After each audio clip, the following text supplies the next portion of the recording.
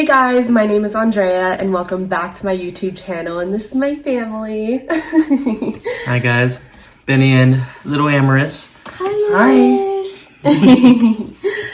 So we are actually here today to tell you guys that we tested positive for COVID-19, which is so crazy because we've been hearing about this since last year when I was still pregnant with Amaris, and we would have never imagined that today we would be standing here talking to you guys exactly when she turned 6 months, saying that we officially got coronavirus. Yeah, it only took a year. I know. It was predictable that, eventually we would get it just because the outbreak is so insane right now. Especially in Arizona. Literally everywhere. But we're here to tell you guys that if you have it, you can also hopefully get through it just by staying positive and following some of the procedures we did, especially if you do have a newborn baby. If you guys want to know what our symptoms were, how we got through this virus, and also what we did to help protect Amaris from catching it or also getting it, then go ahead and keep watching. So on Monday, it was Benny's day off, and he was the first one that started feeling symptoms. On the first day on Monday, I felt like I had allergies. I haven't had allergies all year. Normally I have them every single season. No, I just felt like a, runny nose, itchy eyes, light cough and sneeze, but it was nothing serious. I felt like I was normal. It just started raining a lot in Arizona, so that made us think even more that this could just be intense seasonal allergies for him. Tuesday came around, so the second day he was still feeling that way, just a little bit worse. The third day is where I felt like, okay, maybe I should get my shift covered tomorrow because I'm not sure what it is. Right, and so on his third day actually was my first day, and the only symptom I had is just a very mild headache. Thursday came around, so that was Benny's fourth day now and my second day, and we just decided, you know what, Benny was on the couch at this point. He was feeling really achy. That's when you started to get your body aches, right? Yeah, I definitely, on that day, I was like, oh, I'm glad I didn't go to work today. I'm glad I got covered because, yeah, I started to have body aches, and then I had a fever all night, night long. Body aches and fevers. I probably slept an hour straight in between, but the rest of it was 15 minutes here, wake up in pain, and it was bad. And that's when I started to kind of get worried and think that, maybe he could really have it, just because I know body aches are one of the most prominent symptoms for COVID. And so at that point, I started to feel a sore throat on my second day as well. So I was just having a headache and sore throat for the first, I want to say, 3 to 4 days of feeling symptoms. At that point, we're like, you know what, we really should get tested, mostly to make sure she doesn't have it, and if she does, how can we protect her? On Thursday, I lost my smell and taste, and that's when I was like, okay, we should get tested, because honestly, that's the main symptom, and I've never in my life lost any of my senses, so I was like, nah, let's go get tested, and I'm gonna let work know that I lost my taste and smell just in case. And yeah, from there I got excluded, and we went to go get tested on Saturday. We made an appointment. By the time we decided to go get tested and were able to get tested, he was pretty much feeling the whole entire list of symptoms, and I was still feeling headache, sore throat. At this point, it was starting to turn into a little bit of a migraine. And I also started to feel mild body aches. So if you guys don't know, Walgreens actually does free COVID tests. So what we did was we just went on COVID. We actually just went on Walgreens.com, and from there you go to the COVID testing tab, and you just fill out your information, and what it is, it's just a drive-through of COVID testing, and this is a self-test. So, Yeah, so we pull up and they're all, 6 feet away from us, and they have these carts that they put the swabs in, and then they will it over to you. You grab the plastic bag, and only the bag you can touch. You put it up your nose, and you do 15 seconds on this side, and then 15 seconds on this side, and then boop, back in the bag, only touch the bag, put it in the cart, throw it back. yeah. And you can tell, like, God bless these people, but they were volunteers that probably did this way too often. So they were just kind of like, roll down the window, here's a bag. Only touch the bag, put the bag back in, here you go. Yeah, but, yes, so when we were like, oh my gosh, we're doing this ourselves, it was kind of weird because I have gotten COVID tested before, and that is when I was planning to have an induction in order for her to be born, but I actually didn't have to follow through with that and everything. But when I got tested, this woman just stuck the swab up there, like literally through my eyeballs and my brain in like 2 seconds, and just shot it right back out. And I was like, whoa, like as if you just had like fizzy soda and it shot all the way up and then just came out. That's what that felt like. So this is a different technique that I think they're doing now that is a little bit less invasive, where yeah, you just stick the actual Q-tip part of the testing stick barely into your nose, but you do hold it in there longer. So those are the two testing options, which I think they're just doing that one now. But we did that. And we got our results in 2 hours.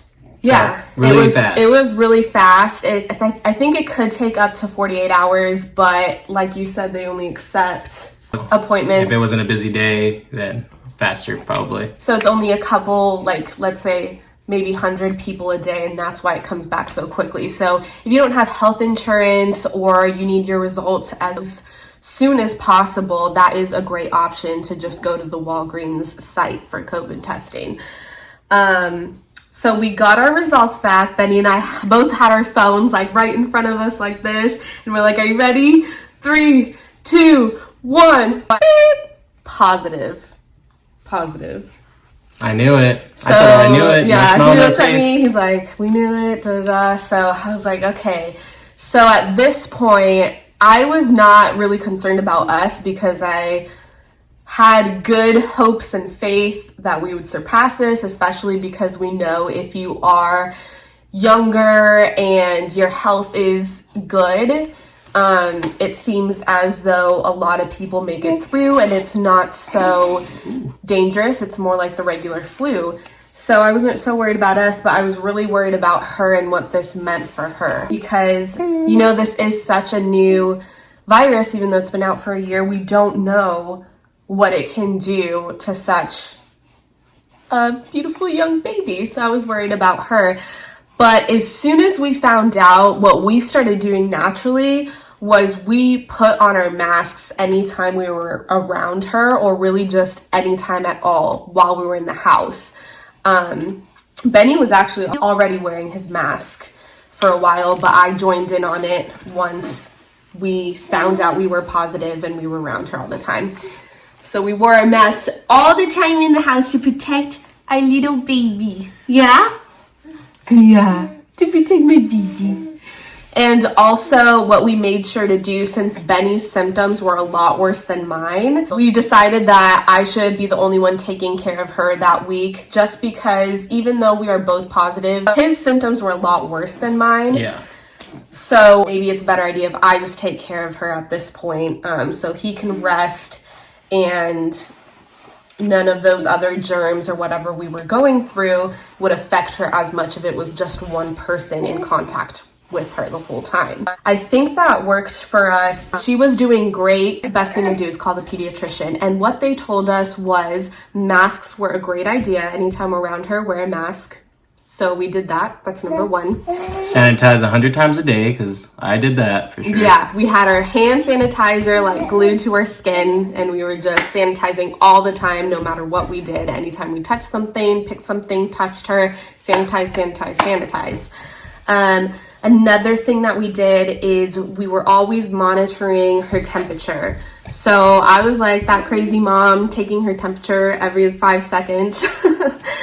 But they do say monitor your baby's temperature. I believe for a baby over 100.4 is considered a fever. So watch out for that. And watch for any sneezing, any coughing, and particularly wheezing. Because if you or your child is wheezing, that's when you know this virus has gone into your lungs and is starting to affect that. And that's when it can get super serious, because you can have any type of respiratory problems, and it can even lead to pneumonia or worse. And then also look at their eyes, because her eyes are very like irritated, like mine were. Like mine looked scary the first 2 days, I think. Like I looked like, I just looked evil. Like my eyes were bloodshot red. My pupils and everything, it just looked swollen within my eyeballs. It was insane. And she also looked like she was crying throughout the entire day, even though she was a little happy baby. Yeah, she's a strong woman, aren't you, honey? Yeah, you are. She got her 6 month shots and had COVID all on the same day. So we were always checking those symptoms for her, making sure that she was okay every single day. And if we saw any of those signs, we'd have to take you to the emergency room, didn't we? But we didn't, because you're a strong girl. Thankfully, Amaris did have a pediatric appointment yesterday. It just worked out. It was already scheduled. It was her 6 month checkup, and she was actually getting her 6 month shots as well. And I was a little bit worried because I just wanted to make sure she was 100%, but she is such a little boss girl. She went in, she was perfectly healthy. Her lungs looked great. Everything looked great. She just had a slight runny nose, and she still got her shots, and she just came out so strong. However, that night she did get her first fever, and it has already been almost 2 weeks since we, started feeling our symptoms, but she got her first fever. But as soon as I saw that on the thermometer, we gave her the recommended dose of baby Tylenol. We put her to sleep because it was already time for bed, and she slept that whole night, woke up perfectly fine. So baby Tylenol really helped with the mild symptoms that she did have. A week after I had my first symptoms, I also started to lose my smell and my taste. So now we were literally cooking food, eating food every day that we could not smell or taste. And I definitely knew I lost my smell when I could not tell if she pooped or not. Oh, we can always tell when you poop. Because usually I know exactly when she poops every day. I take her out of her bouncer, I smell her to make sure, and then I go change her. And I didn't smell your poop, but I know you pooped, so I checked and you pooped, and I actually missed smelling your poopies. Yeah, guys, honestly, that was probably the worst thing. I mean, honestly, the most pain was the fevers and the muscle aches, but the not being able to smell and taste makes you just not want to eat at all. Yeah, Benny was so upset. I'm still mad. We still can't smell or taste yet. And this is like day 10, and I still can't smell or taste. I could smell like Vicks, Tiger Balm, and like really strong smells, but I can't taste anything. Yeah, it's all about the texture that makes me feel like I am tasting. It's true. You realize how important texture is when you can't smell or taste. It makes you feel like you are tasting it in a way. I made him food for like a week straight. Fish is really good. Fish is really good for you when you have this. Eggs, just vegetables, chicken noodle soup. The basic cold remedies. All that food, like whether it tastes good or not, you just have to keep eating. Because I felt better and better throughout the days of eating than the days I didn't eat enough. And he was like freaking out because he looked up and it's like some people may never get it back. And he's like, what if we're one of those people? But it's okay. We're gonna smell and taste again. It's coming back. We're positive about it, right? Keep a positive mindset. All right, so moving on, how did we get through it / how are we getting through it? Because we still feel some of those symptoms. So first of all, keep a positive mindset. That is for anything in life. Even if, he's off work, there's gonna be a way. We're gonna be okay. We're gonna make it through.